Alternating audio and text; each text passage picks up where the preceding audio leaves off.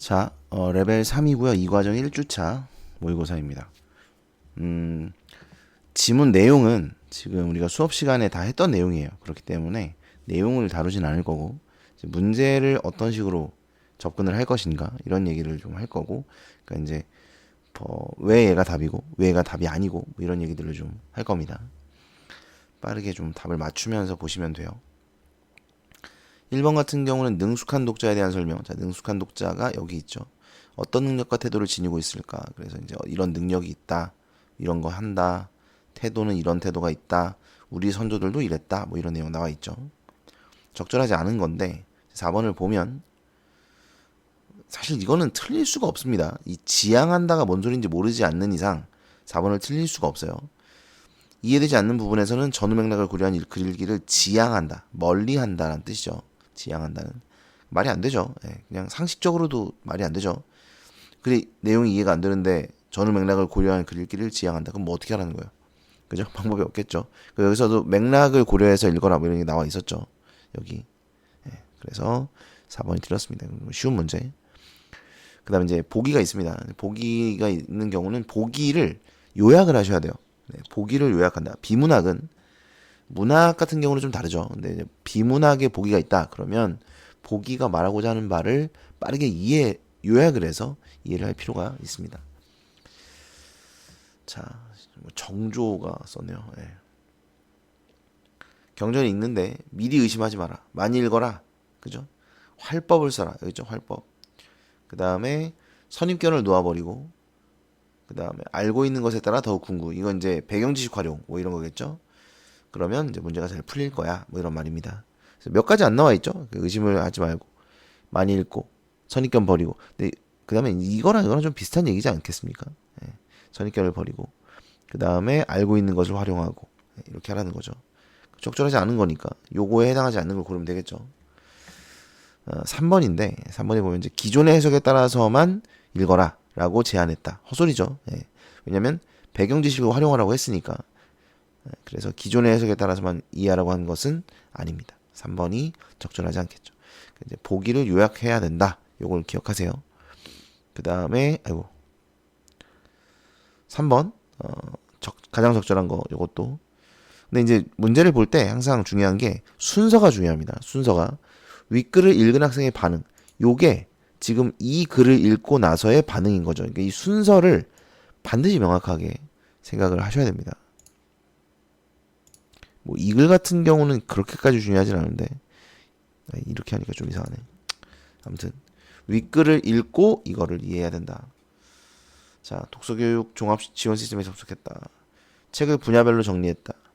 과학이나 기술 관련 책이었다. 읽지 않았던 인문이나 사회를 읽어야겠어. 그러니까 다양한 분야를 읽어야 되겠다. 이 얘기죠. 그러니까 윗글을 읽고 다양한 분야의 책을 읽어야 되겠어라고 생각을 했다는 거잖아요. 가장 적절한 거. 그럼 뭐예요? 균형 있는 독서죠. 그죠? 뻔한 얘기입니다. 그래서 균형 있게 읽어야 되겠어. 이런 말을 하고 있다는 거죠. 1번이 정답이 되겠네요.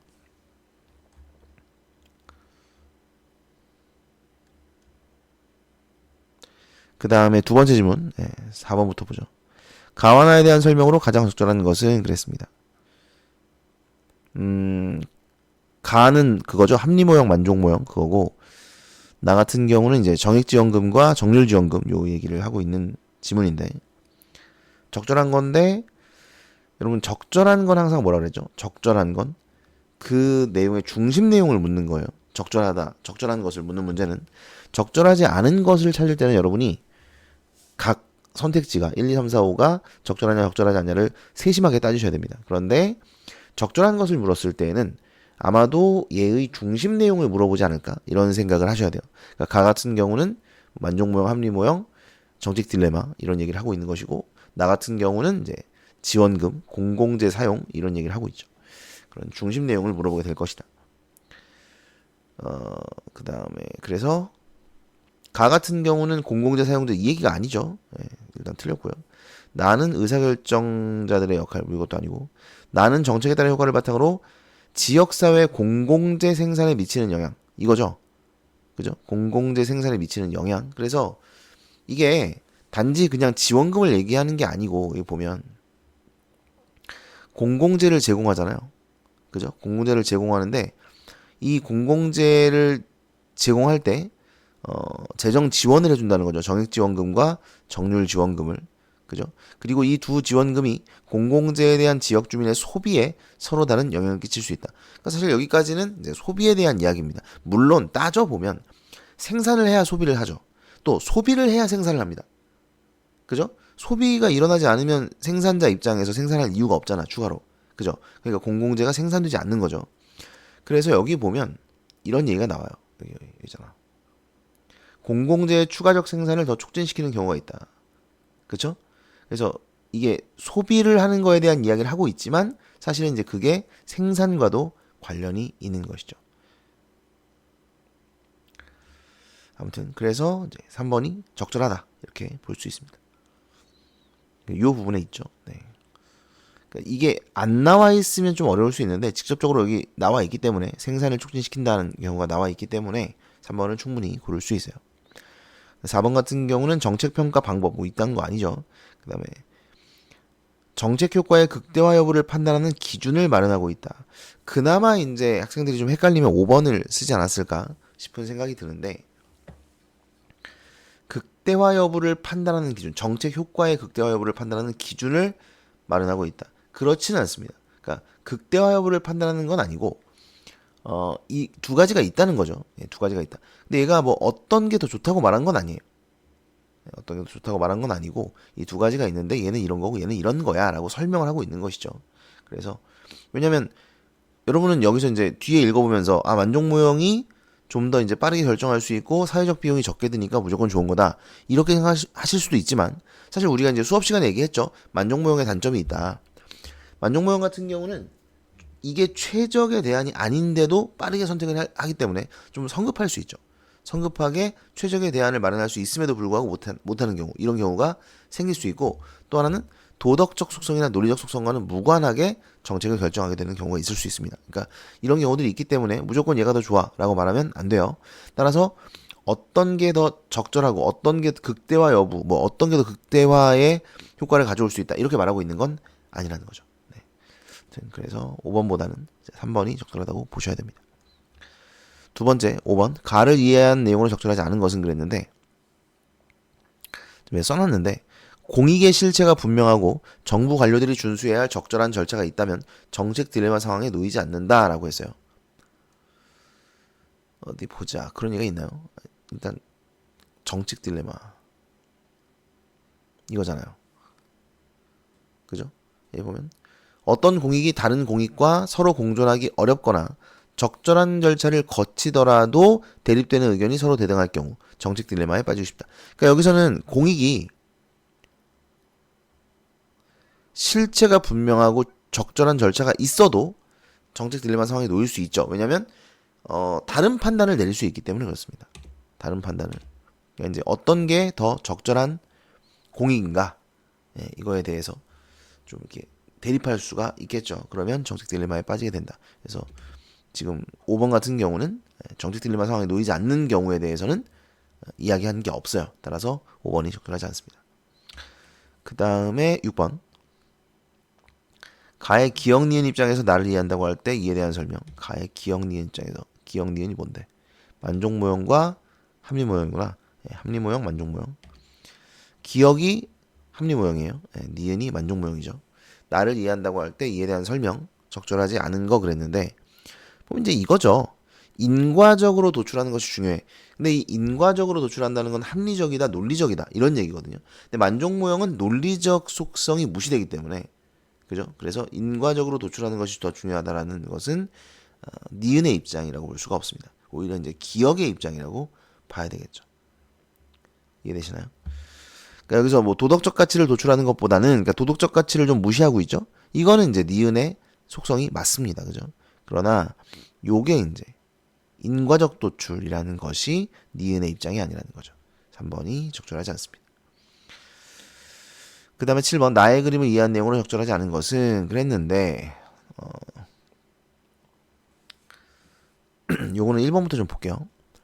정액지원금과 정률지원금이 모두 없다면 점 2가 이건 좀 같이 보면 좋은데 잠깐만요. 자 그래프를 가져왔어요. 정액지원금과 정률지원금이 모두 없을 때 그러면 이제 예산선 A, B를 말하는 거죠.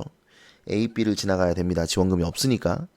지원금이 있을 때는 JK거나 AG라 그랬죠. 그래서 이제 A, B니까 점 E 바로 이제 I라는 선호 곡선, 요 선호를 나타내는 I라는 곡선과 예산선과의 접점, 요 E가 바로 이제 실제로 소비가 일어나는 지점이겠죠. 따라서 1번은 적절하죠.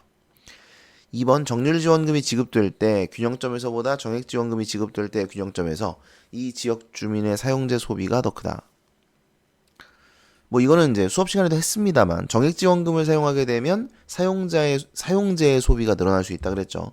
그래서 정액지원금을 사용하면 JK라 그랬죠. 그러니까 J를 봤을 때 사용재의 소비가 늘어날 수 있다라는 걸 알 수 있습니다. 그 다음에 3번 공공재의 소비는 정액지원금이 지급되면 지급 이전보다 선분 ZZB만큼 늘어난다 라고 했죠. 공공재의 소비는 ZZB요? 선분 Z와 ZB 사이 요만큼을 말하는 거네요. 요만큼이 늘어난다. 공공재가. 맞죠? 그러니까 A, B가 예산선이고 이 JK는 정액지원금을 받았을 때 예산선, 그 다음에 I-는 정액지원금을 그러니까 지원금을 받았을 때의 선호입니다. 그런데 요 선분이 아니라 선호 곡선 I-와 JK와의 접점이 이 B예요. 그러니까 요 점에서 만난다는 거죠. 그러니까 요 점이 실제로 정액지원금을 받았을 때의 사용재와 공공재의 사용량의 접점입니다. 그러니까 선분 ZZB 요만큼이 늘어나게 된다. 맞죠? 정액지원금을 받았을 때 공공재의 사용량이. 맞습니다. 그 다음에 정률지원금이 지급되면 정률지원금과의 접점은 여기죠. AG와 곡선 I-와의 접점은 지금 EM입니다. 이 점에서 만나기 때문에 지금 공공재 사용은 ZM이 되겠죠. 따라서 요만큼이 늘어난다. ZZM만큼. 따라서 3번은 적절합니다. 그 다음에 4번을 보시면 정률지원금이 지급되면 이 지역 주민의 공공재 소비 부담이 지급 이전보다 일정 비율로 감소하게 된다. 자, 정률지원금이 지급되면 맞습니다. 정률지원금이 뭐였는지를 보고 오세요. 정률지원금이 뭔지 모르신다면 정률지원금은 공공재를 사용했을 때 일정 비율을 정부에서 지원해 주는 거예요. 그러니까 공공재 소비 부담이 일정 비율로 감소하게 되겠죠. 예산선이 선분 AB에서 선분 AG로 이동. 이건 뭐 맞습니다. 5번 점 EB에서 EB가 어디야? 여기죠? EB 정액지원금을 받았을 때를 이야기하네요. 공공재 소비 수준이 점 EM에서의 공공재 소비 수준보다 낮으므로 그렇죠? EB 공공재만 따지면 요 X축만 따지는 거죠. 그러면 EB가 EM보다 더 작으니까 맞습니다. 여기까지는 정률지원금이 지급되면 ZB에서 ZM만큼의 소득 금액이 감소하는 효과를 갖는다 그랬는데 그냥 말이 안 되는 소리 아닌가요? 이거는 조금 수준이 그러니까 정률지원금이 지급되는데 왜 소득이 감소하는 효과를 갖습니까? 소득이 증가하는 효과를 갖는다라고 해도 모르겠는데 그죠? 네, 그 다음에 8번 나와 보기를 관련지어 이해한 내용으로 적절한 것은 그랬습니다. 자, 동그라미 지역 주민 소득이 10억 원 늘어났을 때는 1억 원 정도만이 추가적으로 어쩌겠는데 10억 원의 정액지원금이 교부되었을 때는 2억 원이 투입되었다. 자, 이게 뭐예요? 끈끈이 효과에 대한 설명이죠. 그러니까 이게 여러분 이 보기를 읽고 지금 여기를 읽고 이거 끈끈이 효과네 이렇게 생각할 수 있어야 돼요. 항상 얘기하지만 정보를 요약하는 게 중요합니다. 그러니까 지금 이게 지금 네 줄로 되어 있는 문장이죠. 네 줄로 되어 있죠, 문장이. 그런데 이거 끈끈이 효과다. 이러면 5글자로 요약되잖아요. 얘 지금 끈끈이 효과 설명하고 있구나. 끈끈이 효과 말하고 있구나. 이렇게. 그쵸? 그러면 훨씬 더 문제를 풀 때 사고가 간단해져요. 그렇기 때문에 반드시 요약을 하셔야 되고 보기를 읽을 때 비문학에서 보기를 읽을 때 이게 지금 윗글에서 얘기한 뭐랑 관련된 거다라는 걸 빠르게 파악할 수 있어야 됩니다. 그러려면 당연히 윗글을 정확하게 이해를 해야 되겠죠. 그죠? 그래서 이제 끈끈이 효과가 뭐냐? 정액지원금이 교부되었을 때 직접적으로 소득이 증가했을 때보다 공공재의 추가적 생산을 더 촉진시키는 경우가 있다. 이걸 끈끈이 효과라고 합니다. 그러니까 사실 위에까지 읽어보면 이게 그 얘기죠. 정액지원금은 이걸 꼭 공공재 안 써도 되거든요. 그냥 얘들아 공공재 많이 써 이러면서 정액지원금을 그냥 준단 말이에요. 돈을 주는 거야 그냥. 그럼 사실 이걸 가지고 내가 공공재 사용을 해도 되지만 그냥 사용재 사용을 해도 되거든. 그래서 사용재 사용량이 늘어나는 거거든. 예? 근데 사람들이 이걸로 그냥 비싼 거, 사용재 이런 거 그냥 사버려도 그만이야. 그러면 공공재 사용이 하나도 안 늘어날 수도 있겠죠. 그죠? 그런데 그럴 것 같지만 정액지원금을 주면 공공재의 추가적 생산을 촉진시키는 경우가 있다 이거야. 이해돼요? 그냥 소득이 늘었을 때보다 정액지원금을 주게 되면 사람들이 몰라 양심이 있어서 그런가? 아니면 거기에 관심을 갖게 돼서 그런가? 어쨌든 그걸로 공공재 사용을 늘리는 경우가 많더라. 이런 말이에요. 그걸 끈끈이 효과라고 한다는 겁니다. 왜 끈끈이 효과인지는 모르겠어. 네, 어쨌든 그런 말입니다. 그러니까 정액지원금이 전혀 공공재 사용에 도움이 안 된다라고 보기는 어렵다는 거죠. 이해됩니까? 네. 자, 이거랑 비슷한 논의가 있었죠. 그 기본소득과 관련된 논의. 예를 들어서 이제 기본소득을 주장하는 사람들이 있습니다. 이재명이나 아니면 요새는 이제 기본소득당이라는 당이 있더라고요. 예. 당이 생긴 지는 좀 됐긴 했는데 아무튼 그 사람들은 당연히 이제 기본소득에 찬성하는 사람들이겠죠. 그러니까 이제 기본소득을 주자. 일을 하지 않아도 돈을 주자는 거예요. 그러니까 요새는 이제 노인들만 주잖아요. 기본 그 연금 같은 거를 노인연금이라고 그러나 뭐 기초연금이라고 하나 아무튼 그걸 주는데 그런 거 말고 그냥 청년들이고 뭐고 싹 다 주자. 우리나라 국민이면 다 주자. 뭐 이런 게 이제 기본소득이에요. 국민에게 기본소득을 주자. 뭐 이거랑 관련돼서는 이제 할 얘기가 굉장히 많기 때문에 뭐 길게 얘기하지는 않겠습니다. 근데 그럼 이제 기본소득을 주면 여러 가지 효과 중에 하나가 뭐냐면 시장을 살린다. 그러니까 소상공인들의 이제 경기를 살린다는 거죠. 근데 사람들이 돈을 주면 어떻게 하냐면 마트로 가요. 소상공인들에게 돈을 쓰는 게 아니라 마트에 가서 돈을 쓴다는 거죠. 큰 마트로. 그러면 소상공인들을 살릴 수 있다는 그 효과가 없어지잖아. 그렇죠? 그런 문제가 있을 수 있습니다. 근데 이제 끈끈이 효과라는 요거에 이제 기초해서 본다면 사람들이 지원금을 주면 그 소상공인들에게 그냥 소상공인들의 지출이 늘어날 수 있다. 예. 그러니까 마트에 가서만 쓸 것 같지만 그렇지 않고 소상공인들에게 소비를 하더라. 뭐 이런 효과 이제 일어날 수 있다는 거죠. 이런 게 이제 끈끈이 효과입니다. 그러니까 생각지도 못한 뭐 아무튼 그렇습니다. 적절한 걸 물었죠. 네, 적절한 거. 보기에 잘하는 지방정부의 공공재 생산 유도에 지역 주민 소득의 직접 증가보다 정액지원금이 더 효과적임을 보여주는 것. 그러니까 항상 얘기했지만 아까도 얘기했죠. 적절한 것을 물어볼 때는 중요한 내용, 그 중심 내용을 물어본다는 거예요. 제가 방금 얘기했죠. 뭐라 그랬어요? 정액지원금보다 소득의 증가보다 정액지원금을 교부했을 때 공공재 생산, 공공재 소비가 늘어나는 경우가 있다. 이게 끈끈이 효과의 정의고 마지막 문단의 핵심 내용이죠. 그 내용을 물어본 거죠. 그래서 자꾸 넘어가. 1번입니다. 1번. 이해되나요? 그 다음에 9번. A에서 E를 사용하여 어휘네. 이거만 볼게요. 숙고. 여기 써있네. 누가 써놨어요? 내가 써놨지. 자, 숙고는 깊이 생각하다의 의미다. 그러니까 그는 지난날의 잘못을 주변 사람들에게 숙고이다. 이거는 문장 자체를 잘못 썼죠.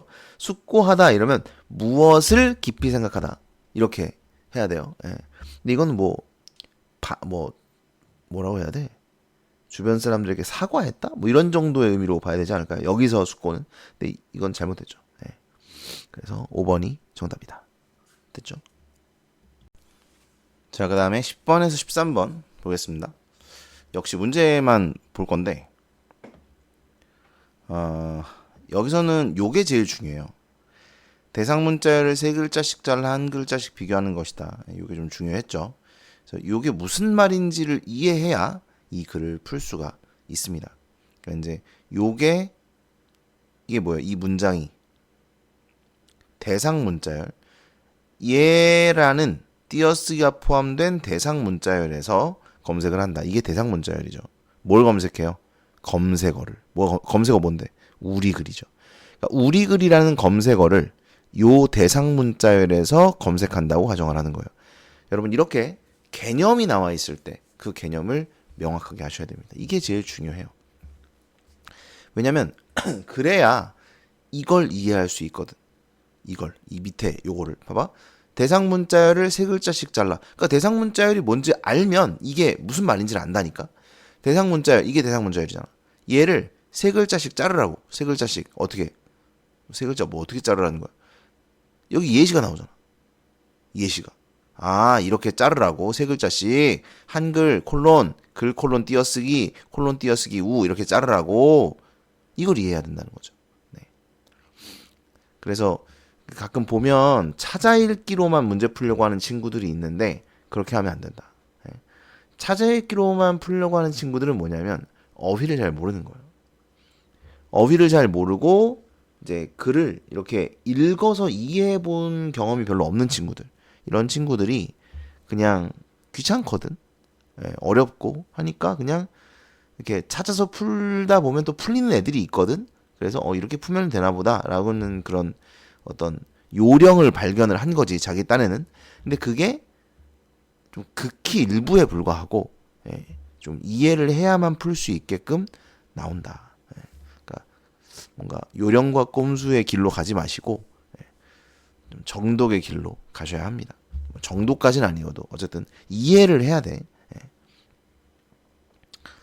자, 문제를 보자. 윗글을 통해 알 수 있는 내용으로 적절하지 않은 것은 2번이 틀린 게 검색은 필요에 따라 각기 다른 문자열의 이게 그냥 헛소리잖아. 각기 다른 문자열의 동일한 해시값을 생성하면 되겠냐? 그러면 검색을 했을 때 다 동일한 그러니까 동일한 게 아니라 다 막 전체가 다 나오겠죠? 예. 동일한 해시값을 이거는 제가 그 수업 시간에 문제로도 냈어. 예. 다른 단어인데 동일한 해시값이 생성되면 어떻게 되냐? 그러면 이제 다른 단어를 검색했는데 다른 단어가 같이 나오는 거죠. 예. 그렇기 때문에 모두 다른 해시값을 생성해야 합니다. 자, 그 다음에 11번 볼게요. A를 이해한 내용으로 적절한 것은 그랬어요. 자, 그 해시함수 관련된 부분이죠. 검색어의 길이가 짧아진다면, 자, 검색어의 길이가 짧아지면 어떻게 될까요? 아까는 세 글자, 우리 글이라는 세 글자가 검색어였는데, 요 검색어의 길이가 짧아져. 두 글자. 그러면 요걸 나눌 때, 뭐 당연히 두 글자로 나눠야 되니까 더 많은 비교 대상이 나오겠죠. 그죠? 따라서 개수가 줄어들어가 적절하지 않은 거예요. 2번. 반복되는 글자가 많다면 해시값이 작아져서 이거는 뭐 랜덤이기 때문에 알 수 없습니다. 3번. 검색어보다 긴 대상 문자열의 개수가 늘어난다면 비교 대상이 늘어나 해시값 비교 횟수가 증가할 수 있겠군. 자, 이제 얘가 지금 이것의 개념이라고 써놨죠. 비교 대상의 개념이 뭐냐는 거예요. 비교 대상. 여기 보시면 16개의 비교 대상을 만들고 라고 써있죠. 그죠? 그러니까 얘들이 지금 비교 대상입니다. 얘네가. 그러니까 검색어보다 긴 대상 문자열의 개수가 늘어나면 비교 대상이 늘어난다. 늘어나죠? 이걸 자른 요 개수가 16개인데 자, 대상 문자열의 개수가 늘어난다는 건 이게 늘어난다는 거예요. 요 글자가 늘어나니까 당연히 요 자른 개수도 늘어나겠죠. 그러니까 비교 대상의 개수가 늘어납니다. 당연히 비교 횟수도 증가할 수 있겠죠. 3번이 적절합니다. 그 다음에 12번. 기억에 보기의 조건을 모두 추가하여 검색한다. 기억이 요거죠. 가장 간단히 떠올릴 수 있는 방법. 그러니까 여기에 줄쳐놨지만 이것만 보시면 안 되겠죠. 이게 뭐예요? 가장 간단히 떠올릴 수 있는 방법이 우리 글이 세 글자이므로 대상 문자를 이거죠. 예, 이 방법을 지금 기억이라고 하는 거예요. 자, 여기에 대한 설명으로 여기에 이걸 추가한대요. 이 조건을 추가해서 검색을 한대. 이에 대한 설명으로 적절하지 않은 것은 내 기억에 이 문제가 제일 좀 어려웠어요. 애들이 이 문제를 많이 틀렸습니다. 근데 이 문제를 틀리는 이유는 뭐냐면 이 조건이요. 조건을 추가했잖아. 이걸 까먹는 거죠. 그러니까 요걸 읽을 때는 아마 알았겠지. 근데 이제 요걸 읽으면서 요걸 까먹나 봐. 아니 요걸 읽으면서 요걸 까먹어. 예, 그래서 이제 좀 많이 틀렸어요. 예. 자, 봐봐요. 조건. 검색어에 문장 부호가 포함되지 않는 경우 문장 부호가 있는 부분 문자열은 제외한다. 띄어쓰기가 포함되는 경우 띄어쓰기의 위치가 일치하지 않는 부분 문자열은 제외한다. 이 두 가지. 그러니까 여러분 이걸 기억하셔야 돼요. 문장 부호가 포함되지 않는 경우와 띄어쓰기가 포함되는 경우에는 뭔가 특별한 조건을 지금 넣었다는 거죠. 그죠? 그러니까 요 정도만 기억을 하고 선택지로 들어가도 뭐야 문장 부호 있다. 그러면 여기 읽으면 되잖아. 다시. 그죠? 그렇게 하셔도 돼요. 이게 기억이 다 안 날 것 같으면은 예? 왜냐면 이게 훨씬 중요하거든. 이걸 너네가 특정하는 게 1번을 보면 우리 띄어쓰기 글이잖아. 그러면 띄어쓰기가 포함됐죠? 그럼 문장 부호는 포함되지 않은 거잖아. 그럼 여기서 문장 부호가 뭘까? 이런 거 따옴표. 예? 근데 이거 따옴표는 없구나. 미안. 문장 부호 물음표, 느낌표, 콜론 이런 거 말하는 것 같아요. 예. 그러니까 얘는 문장 부호가 없습니다. 띄어쓰기만 있죠. 그럼 띄어쓰기의 위치가 일치하는 비교 대상 3개가 만들어진다 그랬죠. 이걸 또 따져봐야 되네. 따져봐야 돼. 자, 우리 띄어쓰기 글로 검색할 경우 이게 검색어란 얘기야. 그죠? 띄어쓰기의 위치가 일치하는 비교 대상. 그러면 띄어쓰기가 봐봐. 4글자죠. 그죠? 4글자야 검색어가. 그리고 글자 띄어쓰기 글자. 그러니까 띄어쓰기가 3번째에 나오는 띄어쓰기가 3번째에 나오는 4글자여야 돼. 이해됩니까? 그 비교 대상이 3개인지를 따지시는 거예요. 자, 따져보자. 이거 따져봐야 돼. 일단 여기는 이 콜론, 이걸 콜론이라고 하거든. 땡땡을. 콜론이 있기 때문에 문장 부호가 있기 때문에 얘는 포함되지 않아야 합니다. 왜? 아닌가? 잠깐만. 문장 부호가 포함되지 않는 경우 문장 부호가 있는 부분 문자. 그렇죠? 여기잖아요. 검색어에 문장 부호가 포함되지 않는 경우 이게 검색어잖아. 그죠? 검색어에 문장 부호가 포함되지 않는 경우죠. 지금 이게. 문장 부호가 있는 부분 문자열은 제외한다. 그러니까 문장 부호는 빼야 돼. 따라서 한글 콜론 이런 거 싹 빼야 됩니다. 그러니까 어디서부터 따지면 돼요? 요 띄어쓰기부터 따지면 되겠죠. 띄어쓰기 우리나 요렇게가 4개야. 근데 띄어쓰기의 위치가 일치해야 되거든. 그러니까 얘는 안 들어가겠죠. 그러니까 요 띄어쓰기는 다 무시하면 돼요. 그죠? 그럼 어딨냐? 여기 있네요. 3번째 띄어쓰기가 와야 되니까 에서 띄고 창 요거 하나. 그 다음에 제된 띄고 우 이렇게 2개네요. 2개야. 그래서 1번이 틀린 거예요. 3개가 아니라 2개가 사용되었다. 이런 말입니다. 이해되시나요? 취소하고 싶다. 자, 이거 3개. 3개 아니다. 빨간색. 자, 절로 가고. 3개. 왜 색깔이 바뀌어 있는 거야? 자, 이렇게 됩니다. 이해되시나요? 그래서 문장 부호가 포함되지 않는 경우 문장 부호가 있는 부분 문자열은 요게 부분 문자열들이죠. 요거는 제외해야 돼. 그래서 지금 그러니까 이런 거죠. 글 땡땡 띄고 우 요렇게가 들어갈 수도 있는데 여기에 이 콜론이 있기 때문에 문장 부호가 있기 때문에 얘를 빼야 된다는 거예요. 그래서 이 2가지를 모두 적용하면 1번이 정답이다. 이런 말입니다. 되셨죠? 이게 이제 애들이 제일 많이 틀렸던 거예요. 자, 그래서 여러분 비문학을 풀 때 중요한 게 뭐다? 이거예요. 이거 조건을 다 적용시키는가. 그리고 계속 나오는 게 검색어의 개념과 문자열, 대상 문자열, 부분 문자열 이런 문자열의 개념, 이 개념을 여러분이 머릿속에 확실하게 넣고 있어야 이런 걸 읽으면서도 바로바로 좀 이해가 되고 이걸 보면서도 이게 검색어 뭐 이런 걸 이제 생각을 할 수가 있죠. 그래서 개념, 그 다음에 내용을 이해해라, 같은 것만 찾지 말고 이런 것들 기억을 하셔야 됩니다. 그 다음에 13번 사전적 의미로 적절하지 않은 거. 이거 좀 어려운 문제인데 사전적은 왜 어렵다고 얘기하냐면 어려울 수도 있어. 아닐 수도 있죠. 근데 되게 쉽거나 되게 어렵거나요. 왜냐면 사전적 의미를 물으면 안 된다고 나는 생각하거든요. 그러니까 문맥적 의미를 묻는 건 괜찮은데 사전적 의미는 비슷한 단어 2개를 이렇게 사전적 의미로 갖다 놓으면 헷갈립니다. 선생님들도 헷갈려요. 예. 왜냐면 우리나라 사전이 솔직히 우리나라 사전 이상합니다. 예. 실질적으로 사용하는 뜻이 아니라 무슨 뭐 이상하게 써 있어요. 예, 뭐 이상하게 써 있는 애들이 있어. 예, 다 그런 건 아니지만 그래서 좀 사전적 의미는 별로 좋은 문제는 아닌데 어쨌든 적절하지 않은 거예요. 자, 3번이 답인데 C를 보면 C가 뭐야? 가정하다. 가정. 다른 사람의 말이나 행동, 형편 따위를 잘 알아서 긍정하고 뭐 이건 확실히 틀렸네요. 그죠? 가정한다는 건 뭐예요? 이럴 거라고 생각하는 거죠. 그죠? 조건을 설정하는 거죠. 이렇다면 이렇게 조건을 설정하는 거 그걸 가정이라고 합니다. 그래서 긍정하고 이해함은 아니죠. 네, 3번이 적절하지 않다는 거. 이건 어렵지 않네요. 그죠? 그다음 자, 14에서 17번 보겠습니다.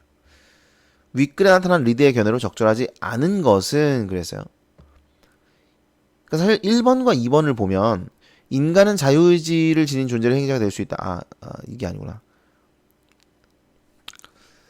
항상 뭐가 있어야 되죠? 자유의지가 있어야 되죠.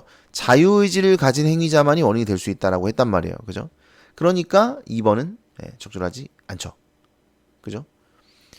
변화를 산출한다고 되는 것이 아니라 양면적 능력을 발휘할 수 있어야 되고 그다음에 뭐 변화에 대한 책임이 있어야 된다. 이런 얘기가 나와 있었어요. 그래서 2번이 정답입니다. 요 문제는 이제 그냥 요 기본 전제, 리드의 기본적인 전제를 물어보는 문제라서 어려운 문제는 아닙니다. 그 다음에 15번 위글을 바탕으로 기억을 이해한 내용으로 적절하지 않은 것은 그랬어요. 자, 기억은 어디 있는데 기억? 멈춰있는 흰 공에 빨간 공이 부딪혀 흰 공이 움직였다. 이거죠. 네, 이걸 이해해보자. 적절하지 않은 거예요. 1번 리드는 빨간 공과 흰 공에는 양면적 능력이 존재하지 않는다. 그렇죠. 자유의지가 존재하지 않기 때문에 1번은 맞습니다. 2번 리드는 빨간 공과 흰 공의 움직임에는 시공간이 이어지지 않는다고 보겠군 그랬는데 시공간이 이어지진 않는 건 아니죠. 왜냐면 빨간 공과 흰 공이 여기서 만나가지고 부딪히는데 어떻게 시공간이 이어지지 않을 수가 있습니까? 뭐 블랙홀이 있는 것도 아니고 그죠? 그러니까 이어지지 않는 건 아니지만 인과관계가 성립하지 않는다고 보는 거예요. 왜? 그건 뭐 때문이에요? 자유의지 때문이죠. 그죠? 양면적 능력이 존재하지 않기 때문에 인과관계가 성립하지 않는다고 보는 것이지 시공간이 이어지지 않는다고 보는 건 아니에요. 왜냐면 여기 보시면 세 가지 요건이 있는데 이 세 가지 요건은 성립해요. 그러니까 세 가지 조건이 성립하는 경우에도 인과는 성립하지 않을 수 있다고 봤잖아요. 그러니까 이 세 가지 요건에 보면 시공간적으로 이어져 있다가 있기 때문에 리드는 이것이 이 세 가지 요건은 달성하고 있다고 보았습니다. 그러나 그럼에도 불구하고 인과관계가 성립하지 않는다고 본 것이죠. 따라서 2번이 적절하지 않네요. 이것도 좀 쉽네요. 예. 첫 번째 문단에서 다 해결이 될 수 있습니다. 그 다음에 16번 A에 대한 이해로 가장 적절한 것은 그랬어요. 자, 항상 적절한 것은 중심 내용. 기회 원인의 문제. 그러니까 여기서 기회 원인의 문제의 중심 내용을 물어볼 거라는 거죠. 네. 그죠? 인간의 주체적 결단이 갖는 의미를 강조했다. 그래서 2번이라는 거예요. 중심 내용. 그러니까 기회 원인의 문제는 그럼 기회 원인의 문제는 뭔데요? 이거 중세 철학의 영향으로 어떤 철학자들 얘네가 리드를 비판했다. 그죠? 진정한 원인은 오직 신뿐이며 행위자는 기회 원인에 불과하다. 이게 무슨 얘기냐면 예를 들어 내가 길을 가다가 누군가를 도와줬어요. 그러면 이거는 신의 뜻이라는 거예요. 그러니까 모든 것은 신의 뜻이에요. 이게 이제 중세 철학이죠. 모든 것이 신의 뜻이다. 그러므로 내가 저 사람을 도와준 것은 단지 나는 기회 원인에 불과하고 진정한 원인은 신이 나의 마음을 움직여서 저 사람을 도와주게 한 거다. 이런 얘기예요. 이게 이제 중세 철학의 어떤 철학자들이 주장하는 것입니다. 그런데 리드는 이것을 배격했죠. 그죠? 리드는 이러한 입장을 배격했어요. 경험주의 관점에서 배격했다. 그러니까 리드가 경험주의 관점을 가지고 있다는 겁니다. 이 문장을 잘 이해하셔야 돼요. 그는 우리가 경험할 수 있는 것은 행위자의 의욕과 행위뿐이며 행위에 신이 개입하는 것은 경험할 수 없는 것이기 때문에 신을 원인이라고 볼 수는 없다. 이렇게 얘기했습니다. 그 다음에 그러므로 인간의 주체적 결단에 갖는 의미를 강조. 그러니까 모든 것이 신의 뜻이다. 모든 것이 신이 주관하는 것이다라고 생각을 한다면 사실 인간의 의지 따위는 중요한 게 아니죠. 모든 것이 신에게 달려 있으니까. 그죠? 나는 그냥 막 살아도 돼요. 그죠? 신의 뜻이 이러하다면 내가 뭐 내 맘대로 막 해도 다 신의 뜻일 거 아니에요, 어차피. 그죠? 이거는 사실 제가 이제 한창 교회 다닐 때 기독교에서도 많은 사람들이 의문을 갖는 문제였어요. 많은 사람들이. 그러니까 모든 것이 신의 뜻이다? 그러면 내가 할 게 없네? 약간 이런 느낌? 그런 게 좀 있었죠. 어쨌든 그래서 2번이 정답입니다. 인간의 주체성을 강조했다라고 볼 수 있는 것이죠. 그러니까 이 어떤 철학자들은 어떨까요? 이 어떤 철학자들은 인간의 주체성을 중요하게 생각하지 않아요. 어차피 우리는 도구에 불과하고 원인은 신이니까 신이 중요한 것이지 내가 중요한 것은 아니다. 이렇게 생각을 하겠죠. 하지만 리드는 경험주의 관점에서 이 관점을 배격했다라고 했으니까 2번이 정답이 되겠습니다. 그 다음에 17번.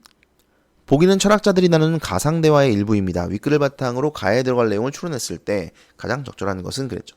자, A를 읽어보시고 지금 보면 이것도 봐봐. 써놨죠 내가. 이게 뭐 한 거야 이게.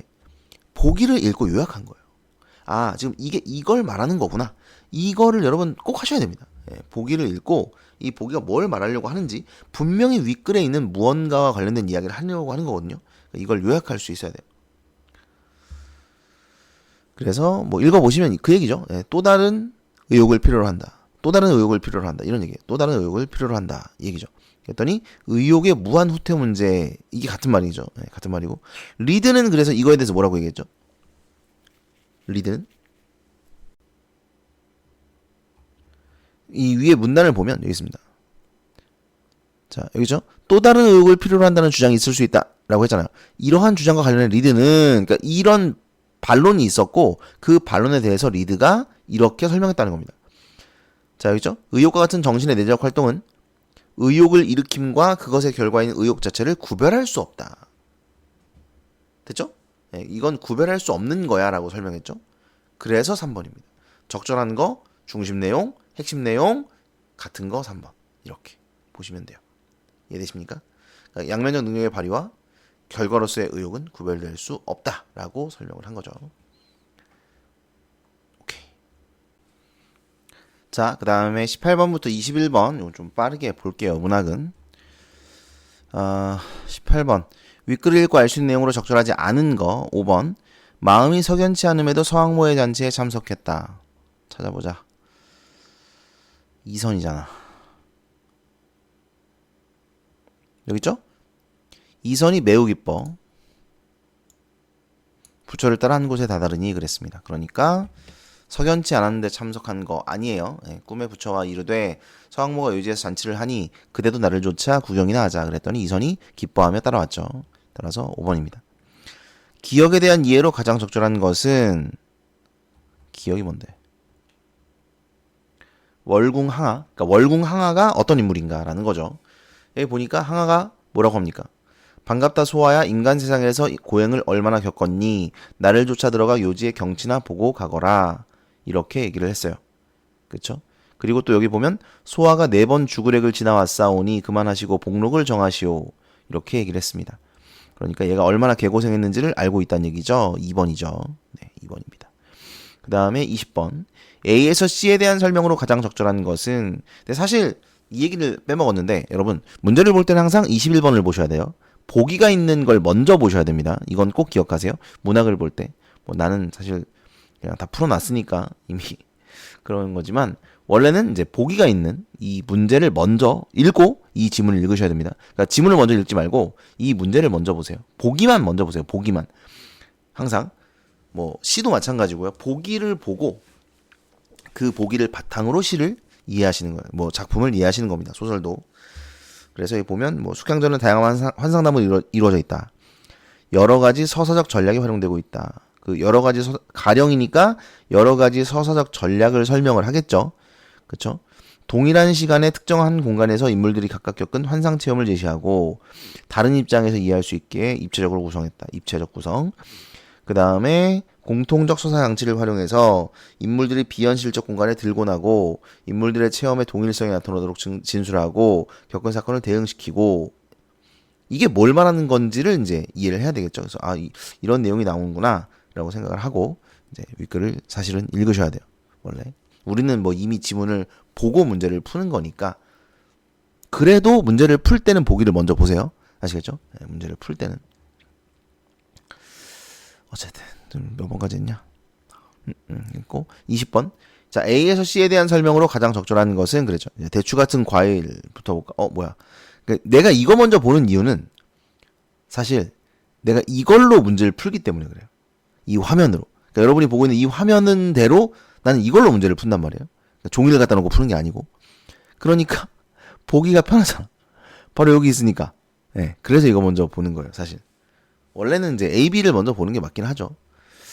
그리고 내가 몇 번 얘기했는데 나는 5번을 먼저 보는 경향이 좀 있어요. 1, 2, 3, 4, 5 있으면 5번부터 따지는 경향이 좀 있긴 합니다. 근데 이런 경우는 이제 C가 여기 있으니까.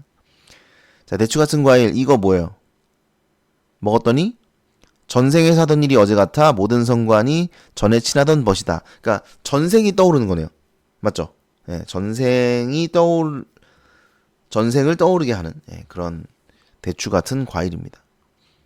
3번을 보니까 인물로 하여금 자신이 접하게 되는 주변 인물들을 알아볼 수 있게. 그쵸? 그러니까 이제 전생에 알던 사람이구나 라는 걸 알아볼 수 있게 하는 그런 과일입니다. 3번이 정답. 그 다음에 21번 뭐 보기 아까 했으니까 넘어갑시다. 적절하지 않은 건데 그러니까 요게 이제 뭐냐면 거기서 만났죠. 요지에서. 그쵸? 그러니까 요지라는 환상적 공간에 숙향이도 들어왔고 그 다음에 이선도 들어왔고 그 숙향의 이야기는 앞에 제시하고 이선의 이야기는 뒤에 제시했죠. 근데 그 두 이야기가 연결되는 것은 이제 진주, 옷가락지의 진주를 가지고 연결이 되고 있는 것이죠. 그래서 그걸 지금 보기에서 설명을 하고 있는 거예요. 청조를 이선이 부처를 만나는 시공간적 배경을 일치시켰다. 그런가요? 이선이 부처를 만나는 공간은 요지가 아니거든요. 대성사, 꿈을 말하는 거야? 그건 아닌 것 같죠. 시간적 배경도 동일하다. 그렇진 않아요. 그래서 만남의 배경을 묘사했다. 시공간적 배경을 통해 환상체험의 주요 사건을 암시하고 있다. 만남의 배경을 묘사했는지를 보세요. 예를 들어 이게 시공간적이니까 꿈을 말하는 건 아닌 것 같고요. 대성사 뭐 이런 걸 말하는 것 같고 그 다음에 숙향이가 만난 건 어디냐? 낭자홀로 초당에서 술을 놓고 있었죠. 그렇죠? 그러니까 시공간적 배경이 동일하다라고 보기는 좀 어렵습니다. 됐죠? 그리고 심지어 청조를 만난 거는 이제 먼저 만났고 그러고 나서 꿈에 들어간 거잖아. 그러니까 시공간적 배경이 동일하다부터가 이미 글러먹었다라고 볼 수가 있을 것 같아요. 그래서 1번이 정답. 이렇게 물론 이제 묘사도 없고 뭐 사건 암시도 아닙니다. 뭐 어떤 게 틀리다고 보셔도 돼요. 다 틀렸어요. 여기서부터 싹 틀렸습니다. 싹 다 틀렸다. 이렇게 보시면 되겠네요. 자, 22에서 27번을 볼게요. 나 같은 경우는 이제 우리가 수업 시간에 안 했습니다. 짧게 읽어보면 님은 회양금성 오리나무가 되고 나는 3, 4월 칡넝쿨이 되어 뭐 일단 이미 나왔으니까 뭐 임에 대한 그리움 이런 거 아니겠어요? 뭐 아니면 임금일 수도 있지만 그 나무에 그 칠기 납검이 나비 감듯 이리로 츤츤 저리로 츤츤 뭐 어쩌고저쩌고 뭐 감는다 이런 얘기죠. 이게 이제 사설 시조니까 아마 임금은 아닐 거예요. 임이라고 봐야 될 것 같고 자 어쨌든 이렇게 감겨 있어. 동서딸 바람비 눈서리를 아무리 맞은들 떨어질 줄이 있으랴. 그러니까 떨어지지 않겠다 뭐 이런 얘기죠. 그래서 너는 오리나무 나는 3, 4월 칡넝쿨 그래서 이제 붙어있자 뭐 그런 얘기 떨어지지 않겠다 이런 의미죠. 그 다음에 박지원의 백자증정 부인 박씨묘지명 일단 묘지명이니까 누가 죽었네요. 그죠? 돌아가신 큰누님의 이름은 어쩌고 저쩌고 뭐 이런 겁니다. 그쵸? 그래서 이제 큰누님이 돌아가셨네요. 근데 밑에 보면 보기가 있어요. 항상 보기를 먼저 보셔야 된다 그랬죠. 요거는 가나에 대한 거고 요건 다에 대한 거예요. 요걸 읽어보시면 남성 문인들이 쓴 조선시대 여성의 묘지명은 몇 가지의 서술상의 관행이 있다. 그럼 이제 몇 가지 서술상의 관행을 설명을 하겠죠. 항상 여러분 첫 문장을 읽고 이 생각을 하세요. 이 글뿐만 아니고 모든 글이 마찬가지예요. 첫 문장의 중심 문장이 나와 있는 경우가 굉장히 많습니다. 밑에 무슨 내용을 얘기할 거야 라고 선언하는 경우가 굉장히 많아요. 이걸 놓치시면 안 됩니다. 뭐였지? 뭐도 하나 있었는데 얼마 전 문제 하나 있었는데 기억이 안 나는데 아무튼 이런 거를 놓치면 안 돼요. 아, 이제 그 서술상의 관행 얘기를 할 거구나라고 머리에 한번 꾹 찍고 그 다음을 읽으셔야 돼요. 고인의 이름을 명시하지 않고 남편의 뜻을 따르는 수동적 언행을 제시하고 고인의 행적 중 살림을 잘해 사후에도 가족들을 풍족하게 지낼 수 있게 하는 일처럼 가문에 공헌한 것만을 골라서 칭송했다. 이 일반적인 묘지명이에요. 그러나 박지원은 묘지명이 단순히 가문을 자랑하기 위한 글이 아니라 고인과의 일화 등을 통해 개인적인 정과 추억을 담아 아름답게 묘사하는 글이어야 가치가 있다고 생각했다. 이를 참고하여 다해서 당대의 상투적 서술상에 관행해서 탈피한 내용을 찾아보자. 됐죠? 근데 사실 이게 위에를 안 읽어도 일단 A가 틀린 걸 알 수 있어요. 아니라며. 가문을 자랑한 게 아니라. 근데 물론 이제 여기 보면 단순히 가문을 자랑하기 위한 글이 아니라라고 했으니까 가문을 자랑할 수도 있는 거겠죠. 그죠? 단순히 가문을 자랑하기 위한 글이 아니라 그럼 가문 자랑도 하고 일화도 제시하고 이럴 수도 있는 거잖아. 그죠? 이건 이제 읽어 보셔야 되긴 합니다. 어쨌든 내용을 설명해 주진 않았는데 다음과 같다. 자, 시집가서 아들을 두었다. 장사를 지낼 예정이었다.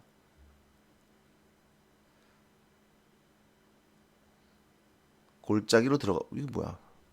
예, 백규가 어진아내를 잃고 가난하여 생계를 꾸릴 방도가 없어서 계집종을 데리고 어쩌고 해서 골짜기로 들어가 버렸다. 상여와 함께 떠나는 새벽 나는 통곡을 하고 돌아섰다. 그러니까 뭔가 가문에 대한 자랑이 없죠. 그럼 가문에 대한 자랑이 드러났다고 판단하려면 뭐가 있어야 돼요? 이게 있어야지. 이거.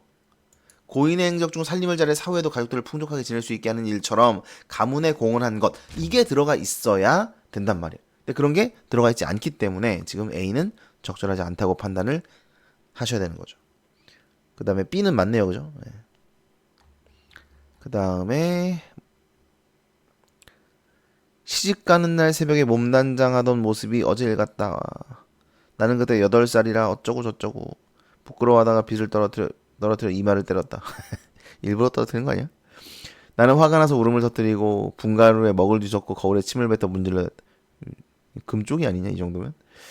그러자 누님은 놀이개를 꺼내주며 나를 달랬다. 1화. 그죠? 1화를 제시했잖아. 그 다음에 그날의 일을 떠오르죠. 뭐 어쩌고 저쩌고.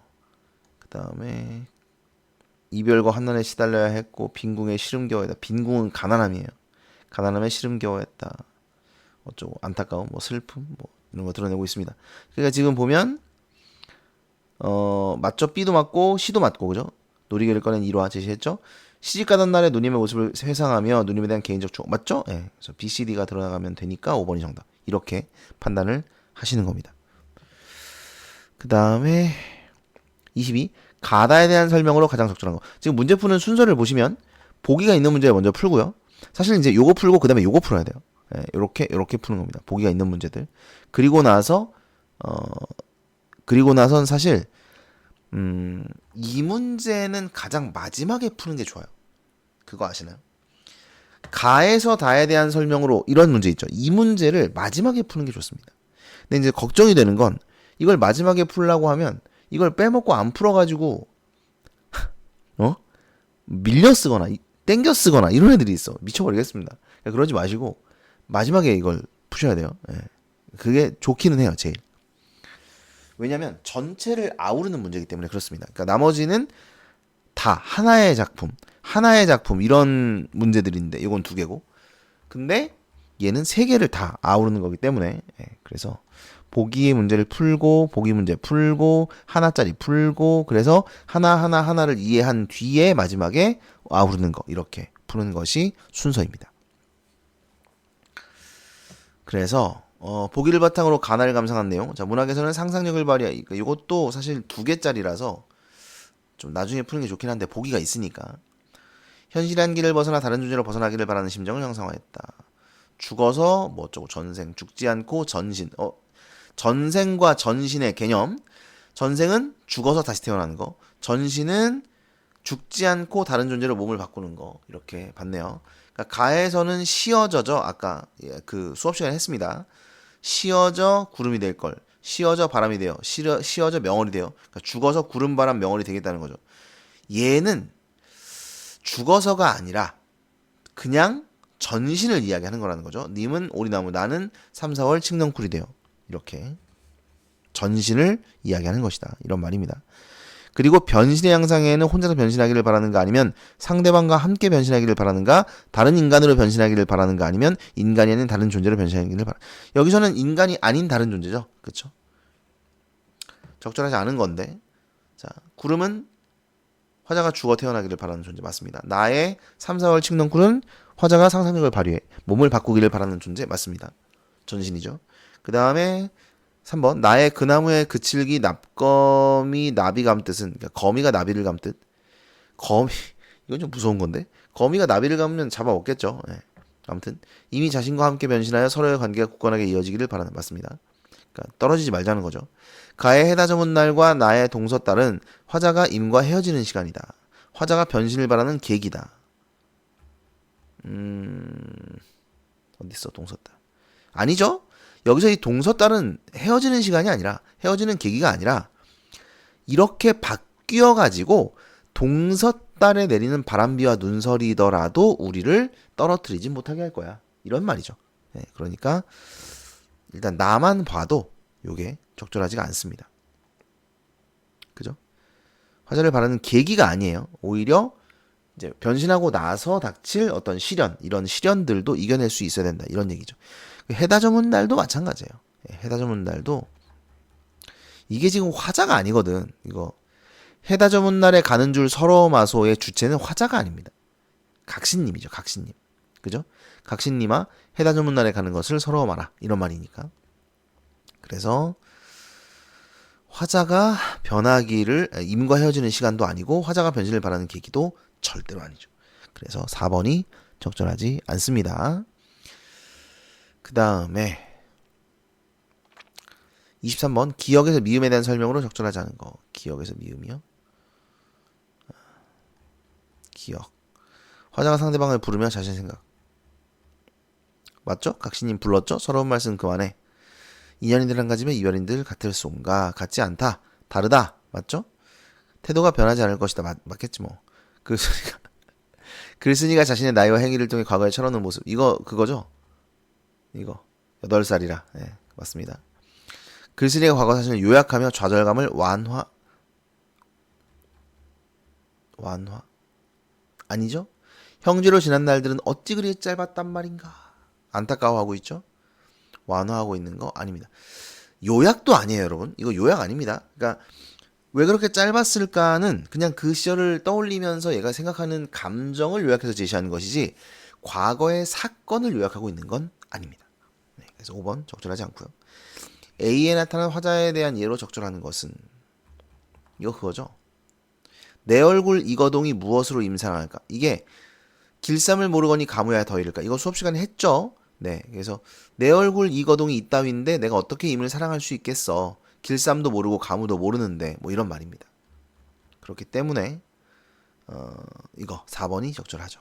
자신의 행동과 재주가 임의 사랑을 받기에 부족하다라고 한탄하고 있습니다. 맞죠? 26번 다의 맥락을 고려하여 B를 이해한 내용으로 적절하지 않은 것은.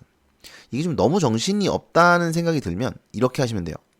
27을 풀고 이렇게 했어야 되는데 27을 풀잖아. 그 다음에 26을 푸는 거죠. 왜? 다고 다니까. 그죠? 이걸 풀고 이걸 풀고 너무 헷갈리네. 그죠? 다를 풀고 다를 풀고. 그 다음에 뭐 이런 거 하나짜리 풀고 그 다음에 2개짜리 풀고 그 다음에 3개짜리 풀고 이렇게 가시는 게 좋다. 어쨌든 보기가 있는 걸 먼저 푼다. 그죠? 보기가 있는 거. 그 다음에 요건 마지막에 푼다. 요 2가지만 좀 기억을 해주세요. B를 이해한 내용. B에서 누님과 약속을 어긴 이유를 밝히고 있다. 그래요? 없잖아. 안타까움이 드러나죠. 네, 시적 배경에 세명을 감가받고 사별의 정서 관련된 구체 행동 뭐 있어요? 행동. 옷깃을 적신다. 그죠? 돌아서네 이런 거. 이런 것들이 이제 행동이죠. 그 다음에 상여를 실은 조각배가 떠난 후 돌아서는 자신의 모습 맞죠? 스스로 묻는 방식으로 스스로 묻는 방식 이거 언제나 돌아올까 이거 네. 맞습니다. 답은 1번이 정답이 되겠네요. 여기 이유 안 나와 있으니까 네 됐습니다. 다 했죠? 아니죠? 이거 안 했죠? 이렇게 빼먹으면 안 된다는 거야. 가에서 다에 대한 설명으로 가장 적절한 것은 그랬는데 가다에서는 특정한 대상을 떠올리며 그리워하는 맞죠? 네, 가에서는 임금을 다에서는 누이를 떠올리며 그리워하고 있습니다. 4번이 정답이 되겠네. 볼까? 1번 과거의 인연을 끈 헛소리고 나에서는 자신의 잘못을 인정 이런 거 없습니다. 인생의 허무함을 극복하려는 이게 허무함을 느끼는 건 맞거든요. 예. 그러니까 이제 보통 사람이 죽으면 아 인생 허무하다 이런 걸 좀 느껴요 사람이. 근데 적극적인 태도로 그 허무감을 극복하려고 하는 것은 아니죠. 3번은 또 적절하지 않고 현실에 대한 인식을 바탕으로 미래에 대한 불안, 미래에 대한 얘기가 아닙니다. 4번이 정답이네요. 끝. 자, 28에서 30번 보겠습니다. 일단 시가 두 개가 나와 있고 가와 나가 있고요.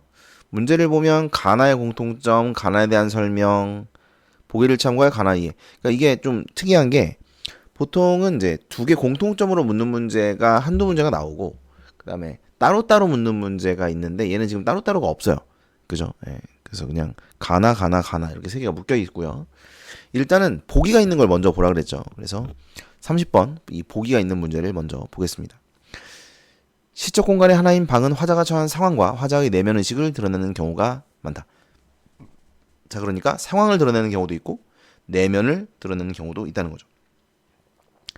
가에서 방은 화자가 자기 자신에 대한 생각을 되새기는 공간이면서 내적 의지를 떠올려 앞으로 살아가야 할 삶의 자세를 생각하는 공간이다.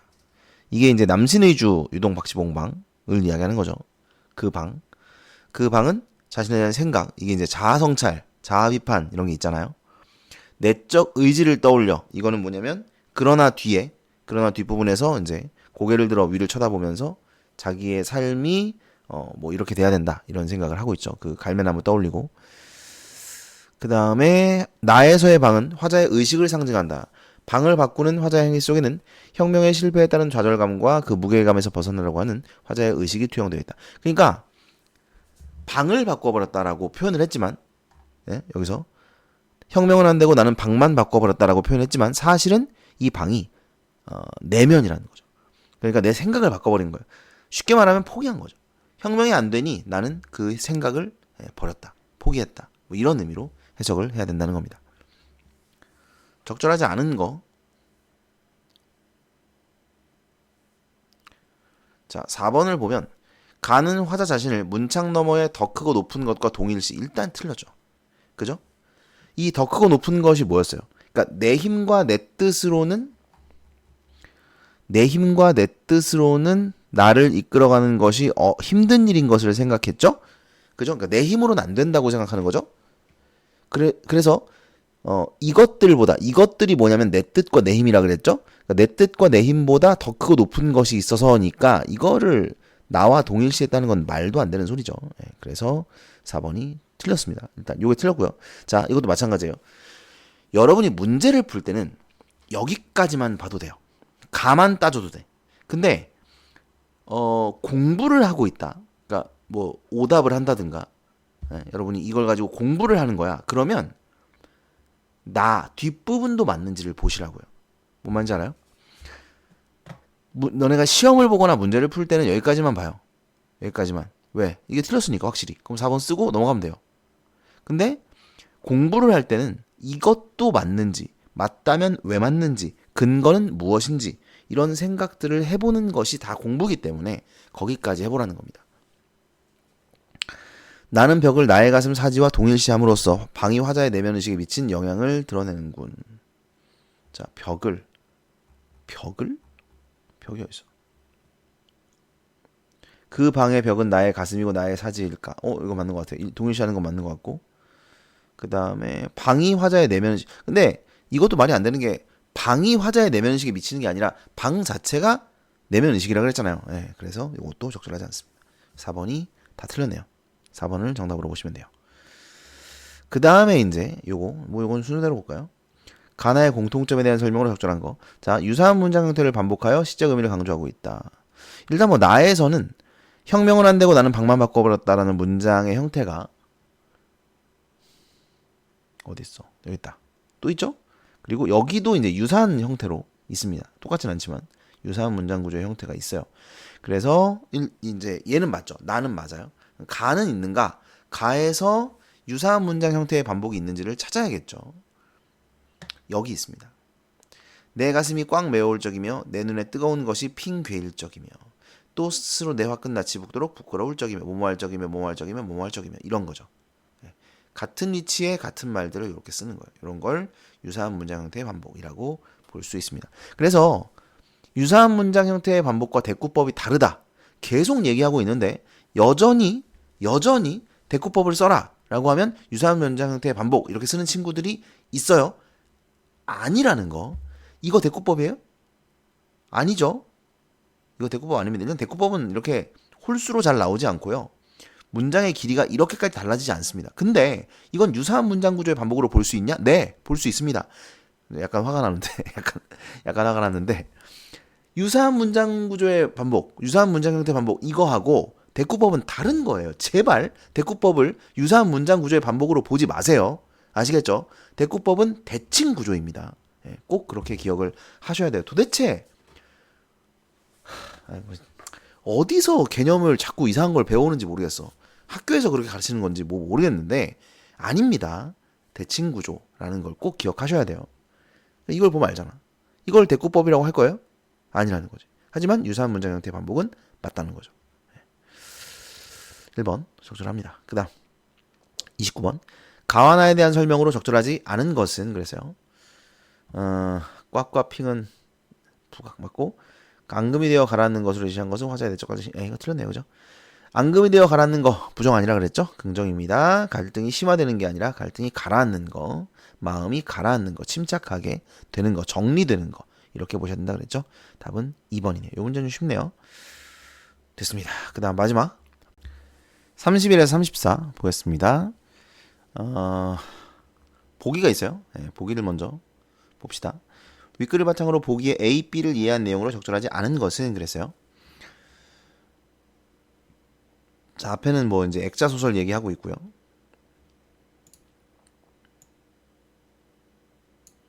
그 다음에 유사한 시각과 상이한 시각이 있다. 그 다음에 해석한 내용을 덧붙여 작품 위의 폭을 넓히고 있다. 뭐 이런 내용이 나와 있습니다. 자, A가 아버지를 이해하고 치근하게 생각한 것과 관련하여 B는 A에 대해 눈물이 메마르지 않은 듯하다고 판단하고 있다. 자, 그러니까 지금 이제 이게 우리가 수업 시간에 했는데 이 부분은 이제 이만집의 일기 부분이에요. 그죠? 그리고 요 부분이 이만집의 어머니는 일찍 타계하신 것 같다라고 말하면서 외화로 나오는 부분입니다. 그죠? 그래서 여기 이렇게 띄어져 있죠. 그래서 지금 우리는 어디서 찾아야 되는 거죠, 이걸? 이게 B가 외부 이야기에 나가 A에 대해 판단하는 걸 찾는 거잖아. 그러니까 이걸 지금 이 앞에서 찾고 있는 거는 말이 안 되는 행동입니다. 이 뒷부분을 보셔야 되겠죠. 여기가 외화니까. 이해됩니까? 그러니까 당연히 여기서 찾아야 돼요. 이 앞부분에서 찾고 있으면 안 돼. 여기 있죠? 눈물이 메마르지 않은 듯하다. 이게 나와 있습니다. 그래서 얘는 적절해요. 그 다음에 A가 셋째 형을 돈 많이 좋아한다고 한 거 관련하여 B는 셋째 형에 대해 자신의 재주와 처세를 한다고 판단하고 있다. 역시 이것도 마찬가지. B의 판단을 이야기하는 거니까 지금 여기 이 부분 그 다음에 중략 이후의 부분 이런 부분을 이제 판단을 해야 될 텐데 지금 여기 나와 있어요. 그 약간 굵은 글씨로 해가지고 여기 있죠. 돈 많이 좋아해서라고 돼 있죠. A가 셋째 형을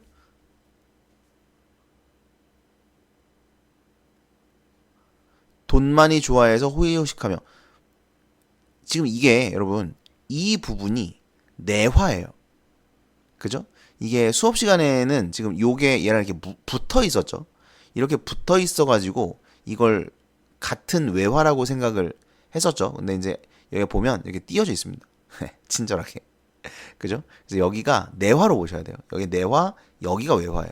그러니까 요건 내화, 너희 내외나 돈 많이 좋아해서 호의호식하며 이거는 지금 내화고 그 다음에 이제 여기서부터가 이제 외화 이렇게 봐야 되는 거죠. 그러니까 B의 내용은 지금 여기서 찾아야 될 겁니다. 재주와 처세술로 산다고 판단하고 있군. 재주와 처세술도 이렇게 다양해야 된다고 나는 생각한다. 그죠? 예. 그러니까 맞습니다. 맞아요. 그 다음에 A가 그리고 이제 외화의 나는 이 셋째형, 돈 많이 좋아하는 이 셋째형을 나쁘게 평가하는 게 아닌 거예요. 아닌 거야. 그 다음에 A가 아버지를 어떤 일에서 속수무책인 사람으로 평가한 것 관련하여 아버지에 대해 해를 끼칠 사람들에 해당되지 않을 것이라는 견해를 나타내고 있군. 이것도 아버지에 대한 평가니까 왜 이렇게 왔다 갔다 해? 여기 있겠지 뭐. 그렇죠? 여기 있네요. 해를 끼칠 사람들은 아니다. 그죠? 무능하기 짝이 없지만 무기력하기 때문에 해를 끼칠 사람들은 아닌 거죠. 네, 맞습니다. 이게 지금 어디까지 가야 되면 여기까지 쭉 가야 돼요. 네, 여기 보면 이만집의 아버지는 어쩌고 저쩌고 해서 공무원에서 파면당한 양반인 것 같다. 늘 피해의식에 시달리지만 속마음 멀쩡하고 이만집의 맏형과 동류형이고 어정쩡한 부산물인데도 가해자인 시대의 냄새를 맡을 수 없고 배신을 당하고 매정하게 등을 지고 이럭저럭 살아내지긴 하는 모양이다. 무능하게 짝이 없으나 해를 끼칠 사람들은 아니다. 여기까지가 전부 다 이제 평가인 거예요. 그 아버지에 대해 평가를 하고 있는 겁니다. 그래서 얘도 적절하죠. 그 다음에 A가 자신의 일기 어느 구석에도 어머니에 대한 언급을 하지 않은 것과 관련하여 늘 피해의식에 시달린다고 판단하고 있고 이거는 방금 읽었는데 이 피해의식에 시달린다는 아버지에 대한 설명이죠. 그쵸? 예. 그러니까 이만집이 어머니에 대한 언급을 안 하는 걸로 봐서 피해의식에 시달리고 있어 라는 이 논리는 말이 안 되는 거예요. 피해의식에 시달린다는 일단 이만집이 느낀다는 게 아니라 이만집의 아버지와 맏형 이런 사람들이 그런 걸 느낀다는 겁니다. 됐죠? 그래서 얘가 적절하지 않은 거죠. 뭐 어머니에 대한 언급이 없다는 일찍 타계하신 것 같다와 관련이 되어 있는 것이지 피해의식이랑 관련된 것은 아니죠. 4번이 정답이 되겠습니다.